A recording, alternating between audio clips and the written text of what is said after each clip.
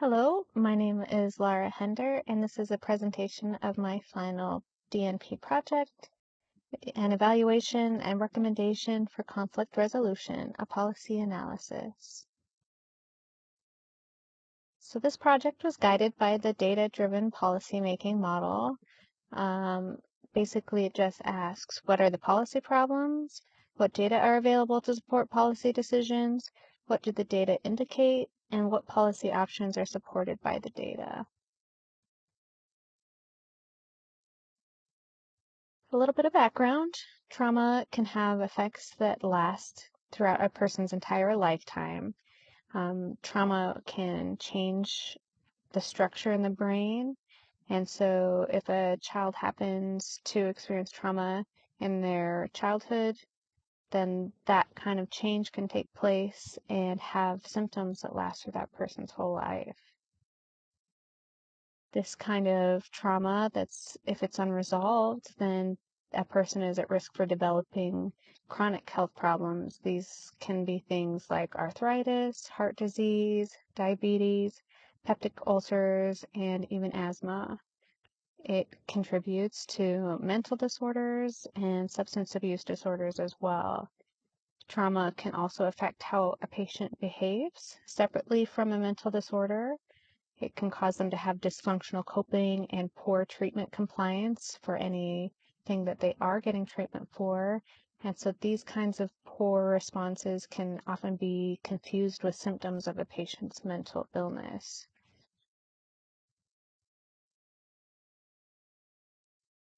We need to be able to identify and understand what this trauma response looks like, what these behaviors look like as practitioners so that we can provide the most effective, accurate, and compassionate care without evaluating that patient's trauma or understanding how it affects our patient.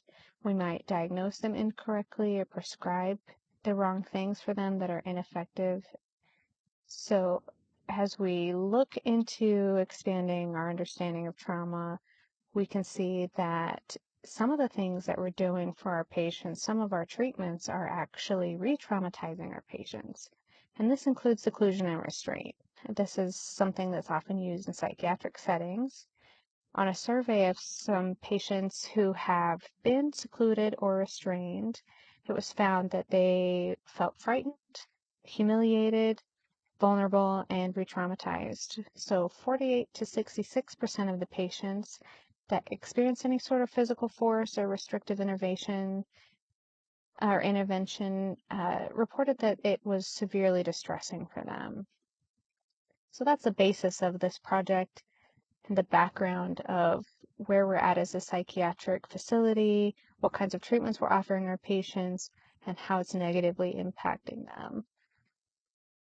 At this specific facility that I focused on, I found about 60 restrictive seclusion and or restraint events were happening every month. With that in mind, taking a look at their approach, there isn't any sort of specific trauma-focused approach that is being used to try to reduce this re-traumatization of patients or working towards less restrictive intervention options. The facility doesn't assess patients for trauma except for at their initial admission, and they're not reassessing later on or using any sort of policy that's telling them, if your patient does have trauma, what are we going to do about that? How are we going to address it? The practitioner doesn't know what kind of interventions they might be able to prescribe for these patients, what's going to be able to help them meet their individual patient needs. So it is really important for practitioners here at this facility to understand that trauma can have an effect on the patient's behavior. It can cause them to exhibit risky behaviors, and this kind of understanding is going to be able to help practitioners make more appropriate recommendations, both for treatment for the patient and also to the court. These patients are in the middle of court proceedings, and so if they are experiencing trauma or have experienced trauma, that changes how we want to move forward with their care and the mental culpability that they have. Trauma-informed care helps patients to address their trauma and accept how it affects their lives.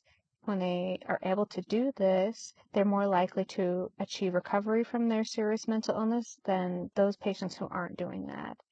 This could be partly because trauma can influence mental illness symptoms, both directly and indirectly, and addressing trauma in patients consistently could conceivably change readmission rates, reduce their polypharmacy, even reduce their length of stay, because as we discussed, the effects of trauma are pretty complex and far-reaching.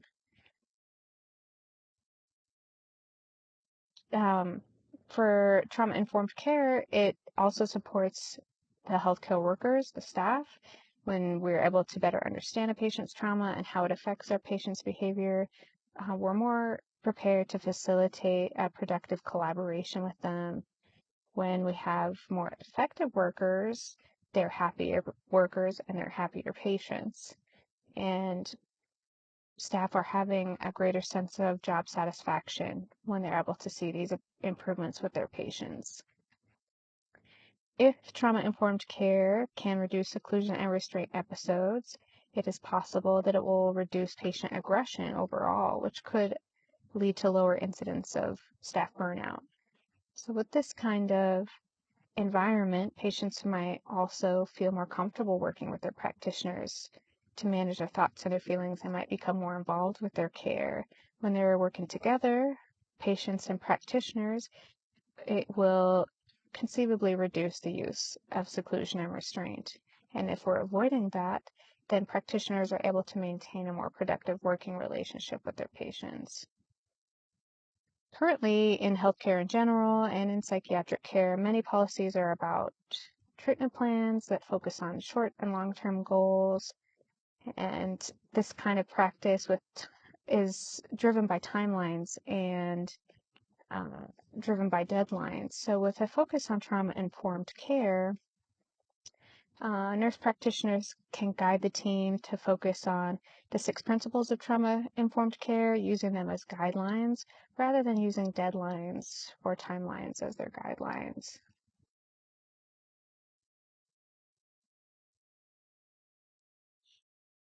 So for this project, I did a literature review.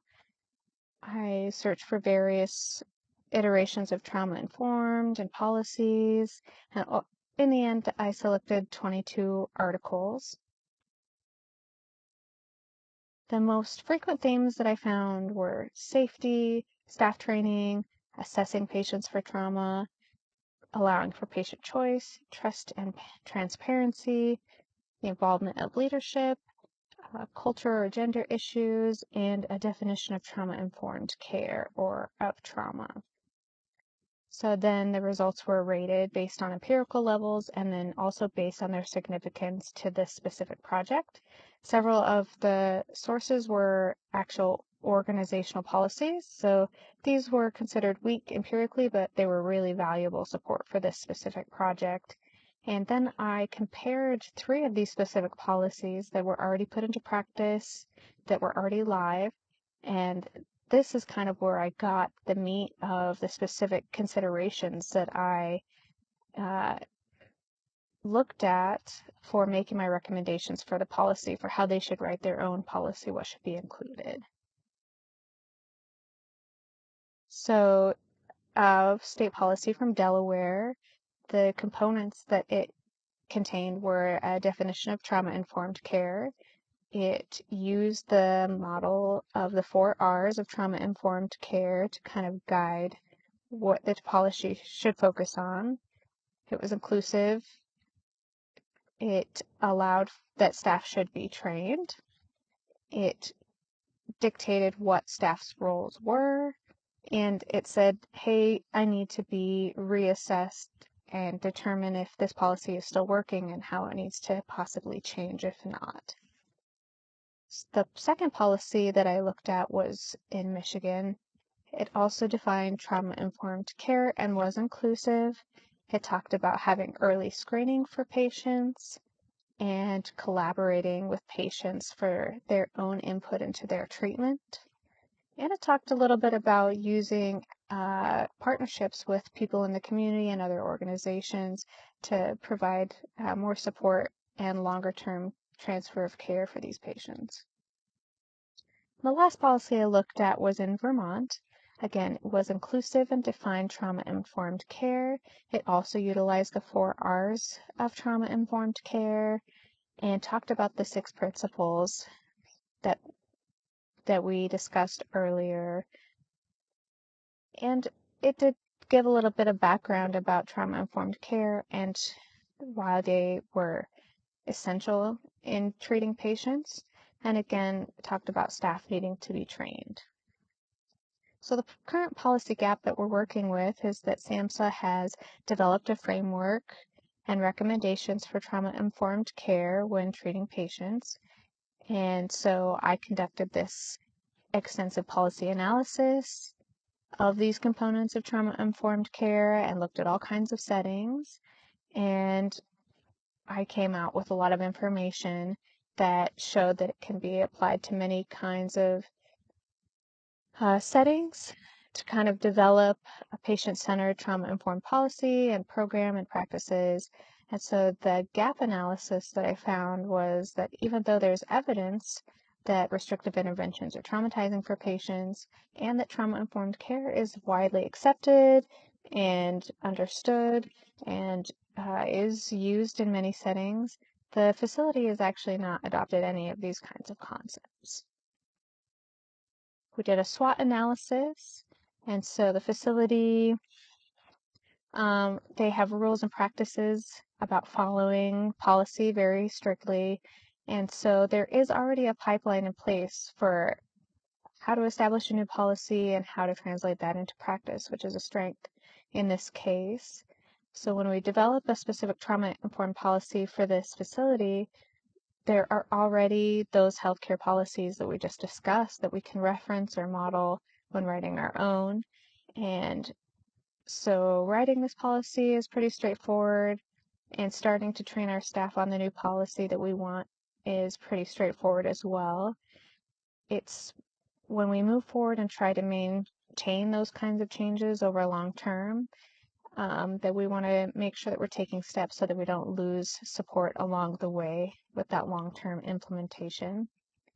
And with the staff ratios that we have right now, if a patient wants to leave the main treatment area or go to another room to get space or quietness to be able to participate in music therapy or art therapy or something to help them cope, it's not really an option. There's not enough staff to allow patients to be in multiple locations at once. So that's something that administration and shareholders are going to have to evaluate and agree upon, coming up with the extra budget to be able to get more staff in place to be able to support this aspect of a trauma-informed approach.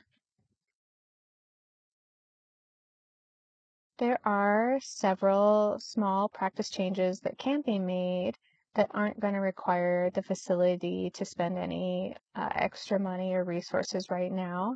That's a new policy.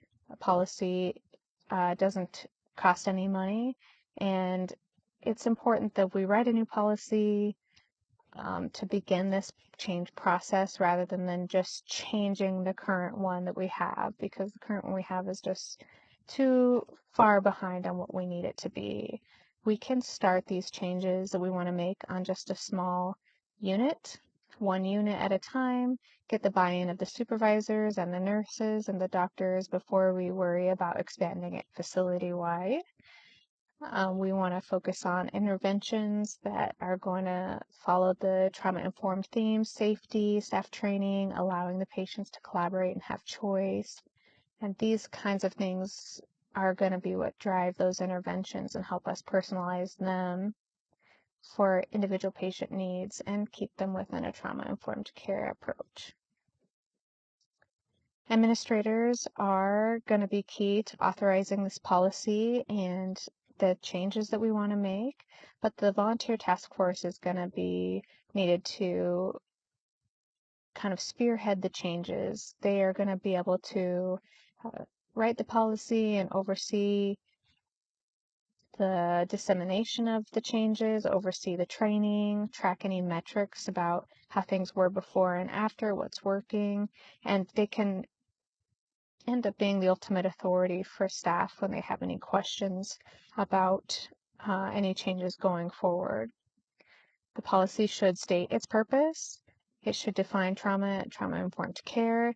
It should outline the roles of all the staff involved, the floor staff, practitioners, supervisors, administration, and it should set a timeline for how often they're going to review the policy, and it should talk about staff training on the policy itself, and staff training on the new practices. Staff should be trained on what trauma is, what a trauma-informed approach is, how to recognize and address trauma reactions.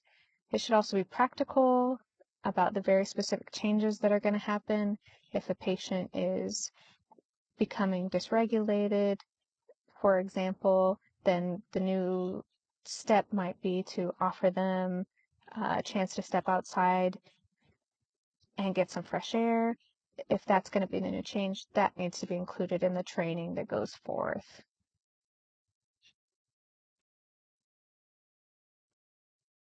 Some of the responsibility changes are going to be for practitioners specifically. They should utilize an evidence-based trauma screening tool. They should be reassessing their patients instead of just assessing them at admission. And they should be willing to expand their treatment plans to make them personalized for each patient and offer patients referrals for more specialized care if they need it. So floor staff should also be given the authority to be creative, to utilize non-coercive methods to de-escalate situations, and to collaborate with patients in the moment to help them manage their emotions. So that can look like offering them an extra snack, offering them a chance to go outside, offering them a book to read, and they should be receiving feedback from these patients on if it's working, and they should be making recommendations for practitioners on what the patients need. Supervisors are going to have a little bit of a change in role and responsibility as well. They're going to be monitoring the implementation of these changes, and they're going to be tracking if the metrics that they need are being recorded, and they're going to be the support there for their staff to help them overcome any challenges that might arise in implementing these changes or dealing with any vicarious trauma that they might be experiencing. So the purpose of this project was to identify the components of a successful risk reduction policy, which I did, and to determine whether the policy meets the evidence-based standards of safe treatment, which I determined it did not, and to make recommendations for policy and procedure changes, which I did. So these results found that the current policy and procedure were sorely lacking, and they were not making sufficient progress towards patient care that was safe. So trauma-informed care was substantiated as an appropriate evidence-based solution to address all of these deficits in the current policy and procedure. And several trauma-informed policies were already identified and compared side by side, so we could determine what changes should be recommended for this facility. And amongst the evidence, we found some common themes of a trauma-informed approach: safety, assessing patients for trauma, allowing for their patient choice, developing trust and transparency, culture and gender issues, and having a definition of trauma-informed care. So I was able to develop a good blueprint for the policy changes that I could recommend. Safety is the prevailing need at the mental health facility. It aligns with the tenets of trauma-informed care, and there are several things that can negatively impact patient safety. So the mental health facility can enact a new risk reduction policy to try to increase patient safety.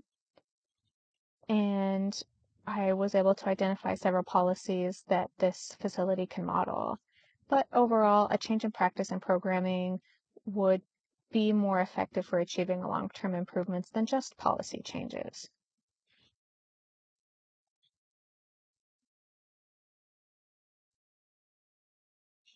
So I did speak to the stakeholders, and even though it's not been currently authorized to move forward with changes at the facility, several people do have an interest in implementing changes and working towards this risk reduction. So let's just discuss a little bit. Trauma-informed care is a supported approach. It's a good solution. Many sources are relying on the 4 R's of trauma-informed care, guiding their practice, realizing how trauma affects people, recognizing the signs, responding with the system, and resisting re-traumatization. So I've shared these results with the facility to help them realize and recognize. And I have solicited support from several stakeholders who are willing to respond in hopes of resisting re-traumatizing the patient population. So it is necessary to receive authorization before implementation steps can happen, and those with that authority to grant this were not present for the presentation of these results. So I share these results with the Chief Executive Officer and Director of Nursing, and am relying on them to apply for authorization from the higher authority in order to be able to move forward with starting a task force and policy changes. Once that authorization is changed, then we can begin to make those changes, writing that policy and working on changing the interventions and the way we approach patient care.